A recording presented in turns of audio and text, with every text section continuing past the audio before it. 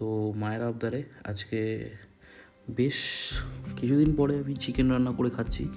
তো সাধারণত চিকেন আমি এভাবে খাই না, তোমরা সবাই জানো, কারণ আমি একটা হেলদি লাইফস্টাইল লিড করি।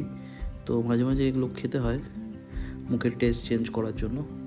তো মায়ের আবদারে আজকে চিকেনটা আমাকেই রান্না করতে হলো। আর চিকেনের সাথে পরের রেসিপিটাও আছে, সেটা ভিডিওটা পুরো দেখলে তোমরা দেখতে পাবে। তো পুরো ভিডিওটা দেখো আমি কীভাবে চিকেন রান্না করি। আর হ্যাঁ, আজকে টুইস্ট এটাই যে আমি চিকেনটা আজকে উনুনে করেছি। তো কে কে উনুনে রান্না খেতে ভালোবাসো অবশ্যই কমেন্ট করে জানিও কিন্তু। আর সাথে আমি দিয়েছি গোটা পেঁয়াজ আর গোটা রসুন, যেটা আমার সব থেকে বেশি ভালো লাগে মাংসে। তো তোমাদের কার কার ভালো লাগে অবশ্যই জানিও কিন্তু। তো এই রান্না করতে করতে আমি তোমাদেরকে আমার ছাদ বাগানের আমার বাবা যেগুলো ড্রাগন সব ফ্রুটসের গাছ ছাদে লাগিয়েছে সেগুলো তোমাদেরকে ভিডিওতে দেখাচ্ছি। তো দেখো ভিডিওটা। এটা মালটা গাছ, ঠিক আছে, ধরেছে ফল বেশ অনেক কটাই। আর ওটা মৌসুমি গাছ, ঠিক আছে।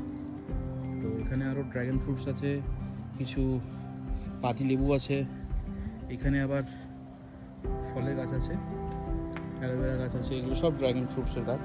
এই যে ডালিম গাছ, দেখো কত সুন্দর সুন্দর কমলা লেবু ধরেছে। সব এগুলো বাবার হাতেই তৈরি, বাবা এগুলো পরিচর্যা করে, আমি সেরকম ছাদে আসি না। এখানে অনেক রকমের ফলের গাছ আছে, আমি সেগুলোর নাম জানি না। তো নেক্সট ভিডিওতে আমি বাবার কাছে শুনে সব নামগুলো তোমাদেরকে জানাবো। তারপরে আকাশ দেখতে দেখতে আবার রান্নায় বসে গেলাম। এদিকে দেখছি সব মশলাগুলো কষে এসছে, তো তখন মাংসটা দিয়ে দিলাম। এবার কি মাংসটাকে রান্না করতে হবে, নাড়তে হবে।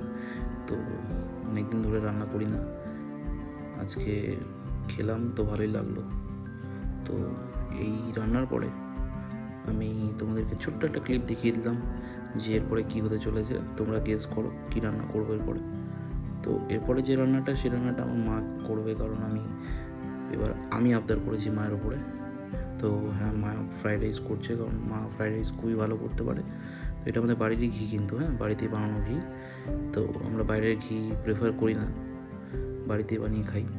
তো এগুলো আজকে মাই করেছে, এটা আর খুবই ভালো হয়েছে খেতে।